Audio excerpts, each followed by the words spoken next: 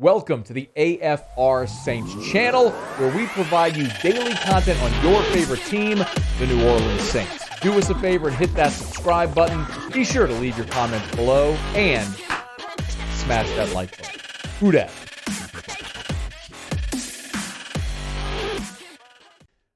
Sean Payton often breaks down his roster into wants and musts.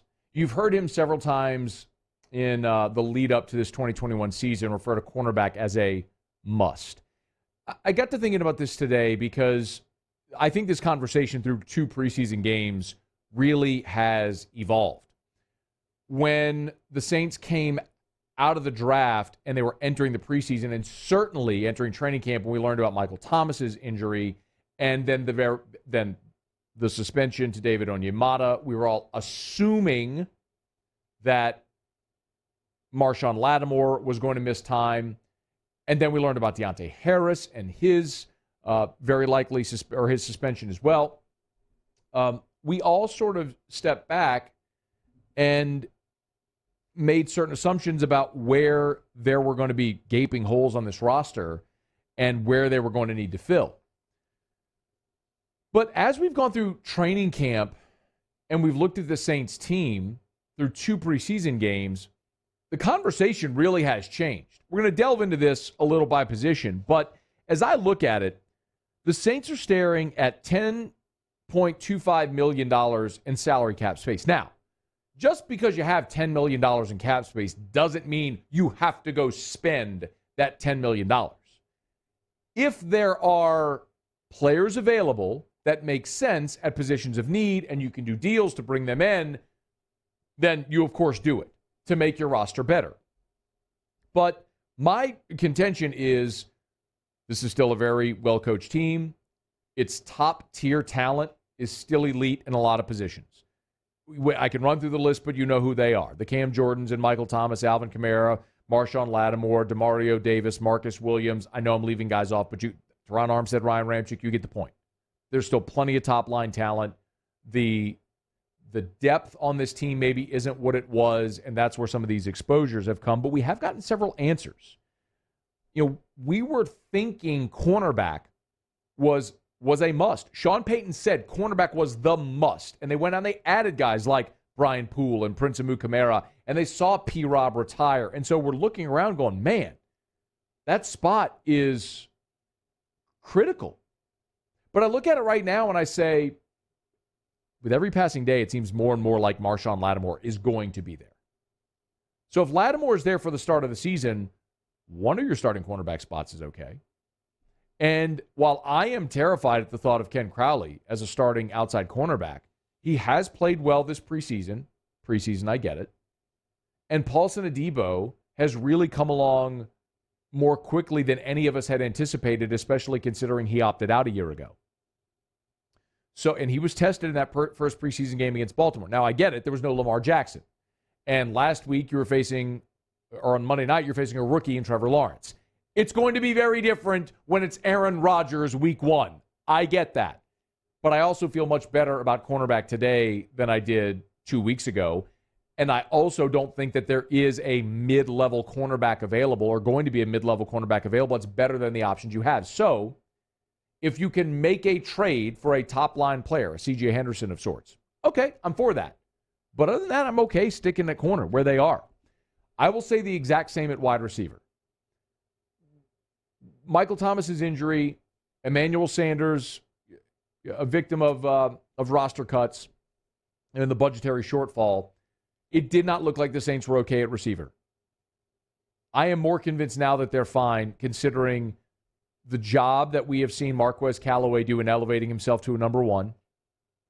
I think you can look at those receivers and say, provided you get Traquan Smith back healthy in time for the start of the season, which who knows, but if you do, Marquez Callaway, Traquan Smith, Deontay Harris, and then whatever combination of the guys that are next, if it's Lil Jordan Humphrey or Chris Hogan or whoever may win those jobs, I think you feel much better now, certainly than you did 2 weeks ago.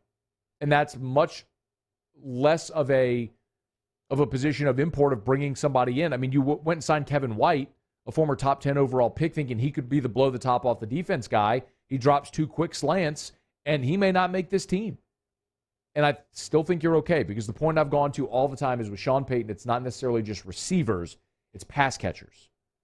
You found one at tight end with Juwan Johnson. You know Alvin Kamara is going to be involved in the passing game as well. So they're going to have people that can catch the ball. I'm not as concerned there. Linebacker was a giant question mark. You've gotten Quan Alexander 100% healthy, obviously, and you've seen guys like Zach Bond come along, and we haven't even talked about, a Pete Werner really in this training camp, because he's been out. But if it's Chase Hansen or Andrew Dowell, I mean, you've got numbers at that position where you feel good. So you start looking around the roster and you go, where do they actually need to add? Where do they need to supplement? Not to say you don't always look for opportunities to get better, but for me, I think the need right now is at tight end. As odd as it is, Nick Vanette's going to be out for 2 to 4 weeks, and who really knows what you were getting from Vanette anyway? Troutman is the guy we were expecting to take this giant leap. He's got a foot injury. Reports are that he's going to meet this is from Nick Underhill at NewOrleans.football, that he's going to meet a specialist following his MRI on Tuesday, and they're hopeful he'll be ready for the start of the season, but that's still in doubt. So as of right now, the only healthy tight end you have, and Garrett Griffin was injured, didn't play in Monday Night Football, the only healthy tight end you have is Juwan Johnson, who's just now converting to tight end. So that is a literal must. You have got to get somebody else in that tight end room for the opener. So maybe that's one that you wait until next Tuesday, this coming Tuesday, when the rosters are cut down to 53 and everybody goes from 80 to 53.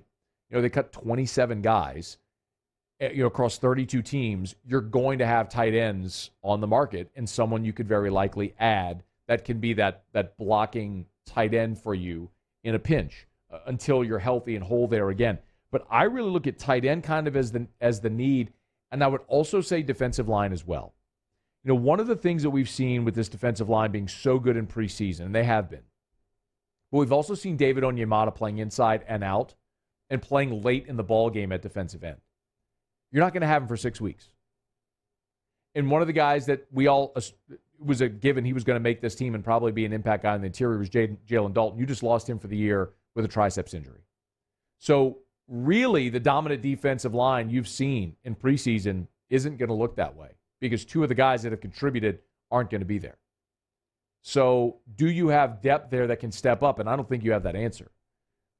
Unless if you're going to get Peyton Turner back healthy and he's going to be able to kick inside and play some tackle for you, then that could probably compensate for the loss of Jalen Dalton. And you're going to get David Onyemata back. But for me right now, the need isn't cornerback. The need isn't wide receiver. The need isn't linebacker. For me right now, the need is tight end and defensive tackle. The Saints have some money to spend, and I don't think there is a free agent at those spots right now that is an obvious choice that you go and sign. I think more than likely you're going to wait until Tuesday with the cutdown date, see who's available, and if there isn't anyone available, then maybe you look at making a trade. But the good news is the Saints have the cap flexibility to bring somebody in. We know they can get creative with how they structure a contract to make it work.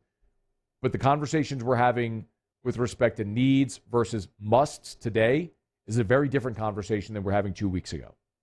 And I would actually argue that's a good thing, because those musts a couple of weeks ago have been answered with guys on your team stepping up, which is always encouraging.